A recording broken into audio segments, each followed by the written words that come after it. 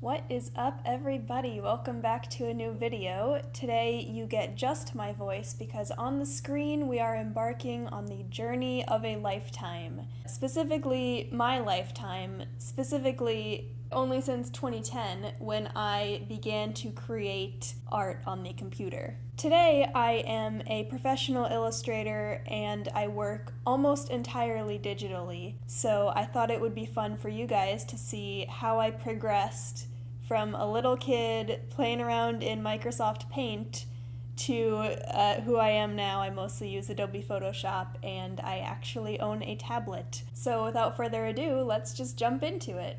This beautiful piece you see right here is the earliest piece of digital art that I could find.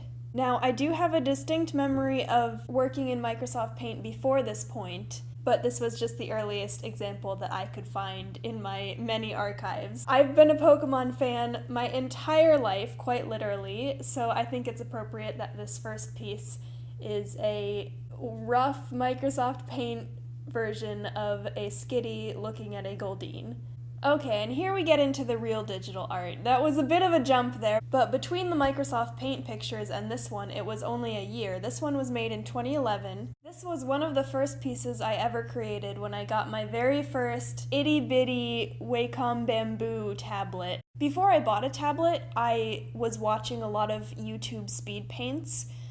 People like Bunny the Assassin and Ocean Chan. Very anime DeviantArt people, but I was really excited to get my first tablet and to try it out. Next we have a really telling piece. This is Neji from Naruto. This piece is titled Fate's Flight, but it does show that I was actually working on lighting and backgrounds, and the colors are a disaster, but you know, it's pretty good for one of my first finished pieces of digital art.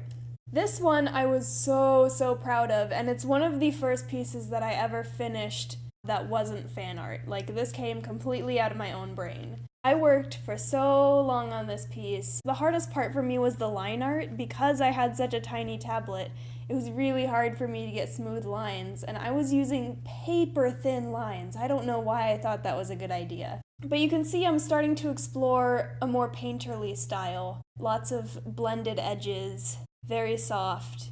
I think I relied on the luminosity and airbrush tools way too much in my early work, but what can you do? It's nice to have soft, shiny things everywhere.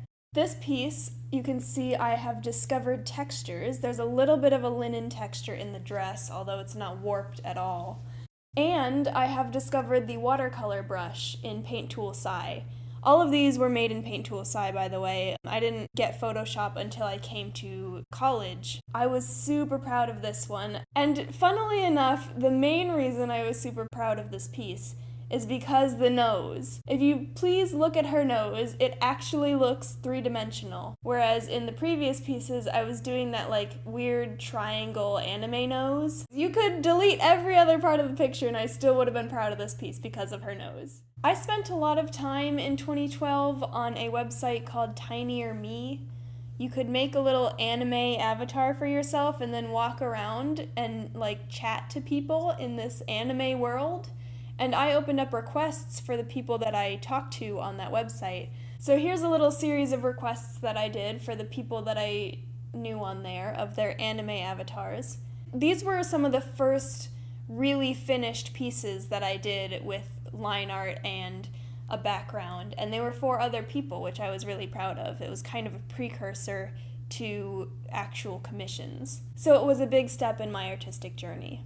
Here we're getting into more fan art. This was an anime adaptation of Aladdin, and this piece was poignant not only because of the vomiting of textures on top of everything, which gives a cool effect, but like I relied on that so heavily, but also because of the line art.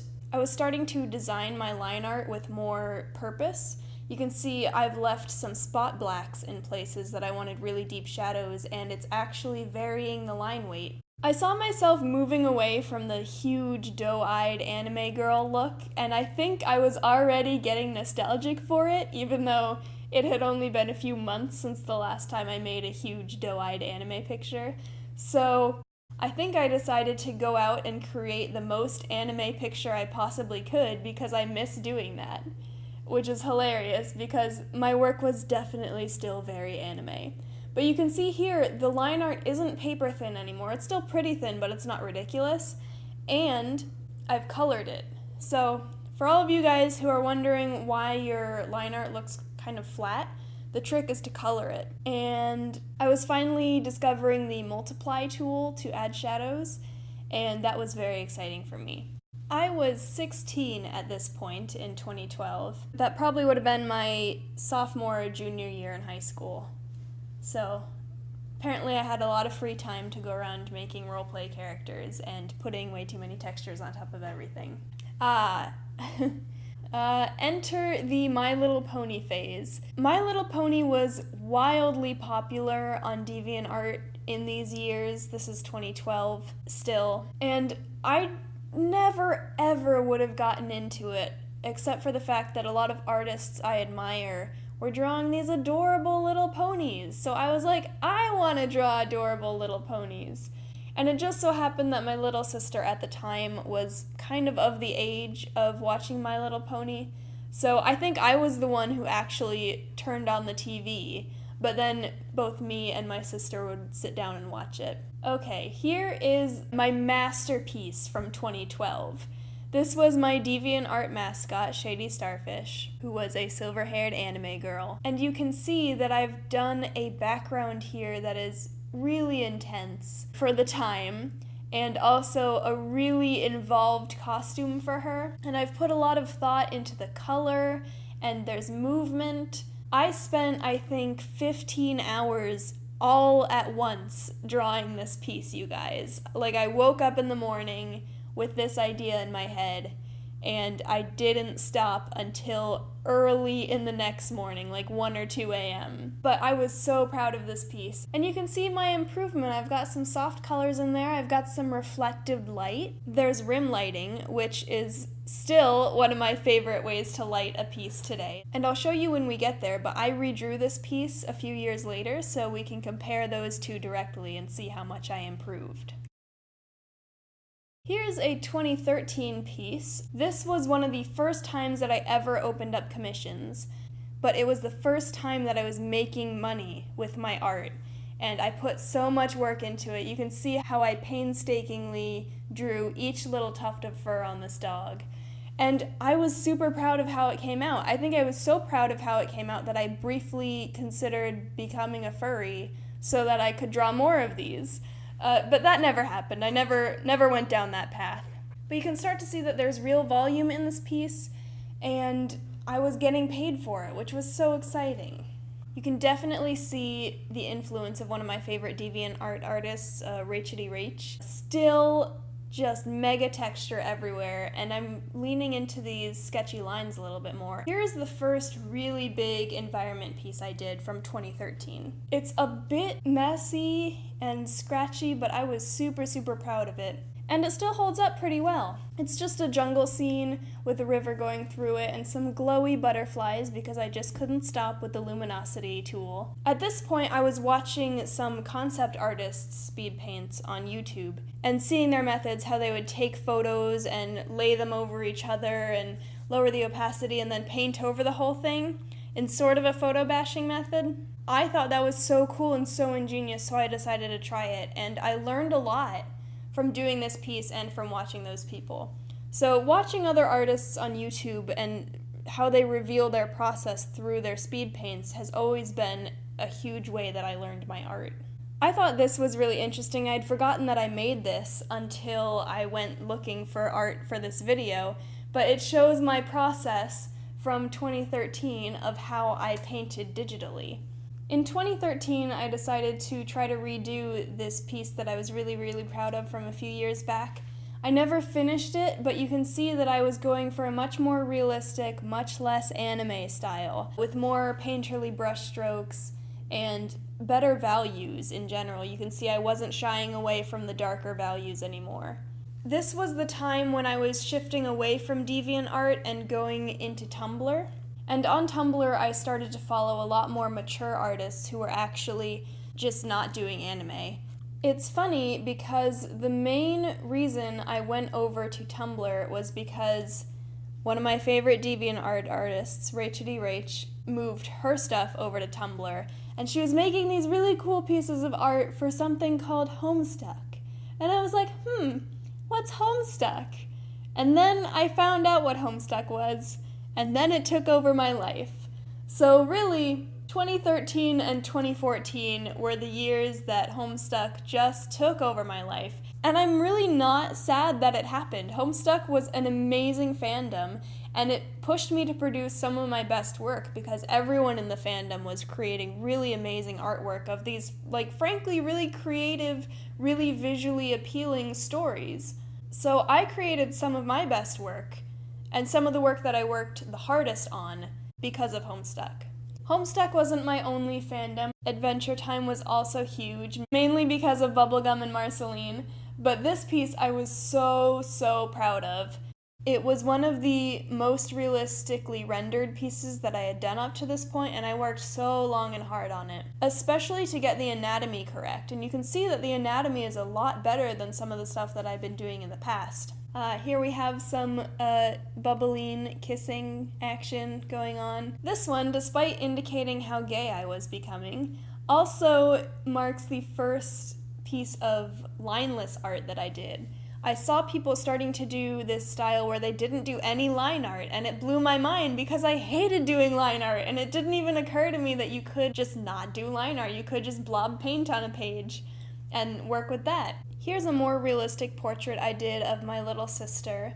I was really exploring how light played in the real world. Aside from artist YouTubers, I was really into regular YouTubers. Here's a piece that I did at the very beginning of 2014 of Anna Akana. You can see that I was playing more with the design side of art. 2014 was the first year that I did AP art in my high school art class. So this was a piece of digital art that I did from photo reference, and it was just a landscape, and it really helped me think about light and how that affects color. This kind of indicates the beginning of my love of environments. This is one of the first really illustrative pieces that I did. Everyone loved this piece, and it kind of showed me that I could do more design-oriented illustration, and that it might be actually a viable career for me someday. There's still Homestuck sprinkled in all of this. 2014, I was still an avid reader of the comic. In 2014, I was still using Paint Tool Sai, so no Photoshop yet, but I finally discovered the more painterly brushes in Paint Tool Sai and decided to use that to my advantage.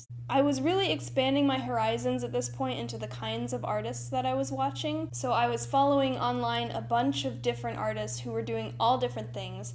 Several mech artists and just robot designers caught my eye, and I thought I would try my hand at it. This was a design that I did for a birthday card contest. And this kind of brought to my attention that illustrations were applicable in the commercial world. I graduated from high school in 2015, and we are now in my freshman year of college. I drew this really late at night because it was after classes, and I just wanted to draw something personal rather than just schoolwork. And I finished it and posted it before I even slept, so all the anatomical issues got past me. The colors are good, and it was one of the first line art pieces that I had done in a while, as opposed to the more painterly stuff that I was leaning into. Here's another lineless piece of a pinup lady. Here is the redo of that Shady Starfish ocean piece that I did.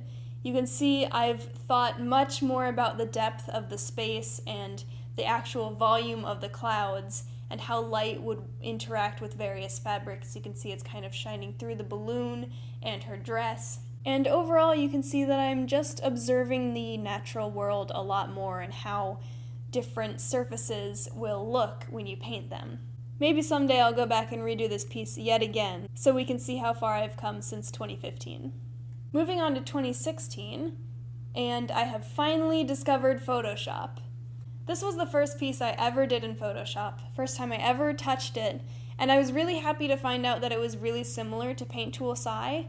At first, I was super duper frustrated because the default Photoshop brushes at that time sucked.